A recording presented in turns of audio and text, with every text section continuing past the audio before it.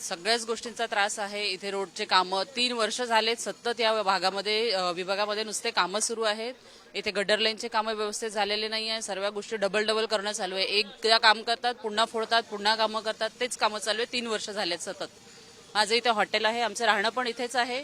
हॉटेललाही खूप त्रास होत आहे. म्हणजे बिझनेसमध्येच ऍक्च्युली फटका बसत आहेत, कारण 3 वर्षापासून कामं नाही, धंद्यांना मार बसतो आणि ट्रॅफिक इथनं प्रॉब्लेम येतात. ट्रॅफिकचा नेहमीच जाम असतो, ट्रॅफिक खूप जास्त. आणि इथे एक हा इलेक्ट्रिसिटीचा पोल बनलेला, त्याच्या खाली गटर लाईन आहे. तो पाणी जायसाठी म्हणजे जेव्हा पाऊस येतो, खूप प्रमाणात पाऊस येतो, त्याच्याच खाली पाणी जातं. तर तो कधी पडेल हे काहीच सांगता येत नाही. तर ह्या सर्व गोष्टींसाठी आमची रिक्वेस्ट आहे शासनाला की ह्या सर्व गोष्टींसाठी त्यांनी प्रयत्न करावे आणि आमचे जे प्रॉब्लेम्स आहेत ते सॉल्व्ह करावे.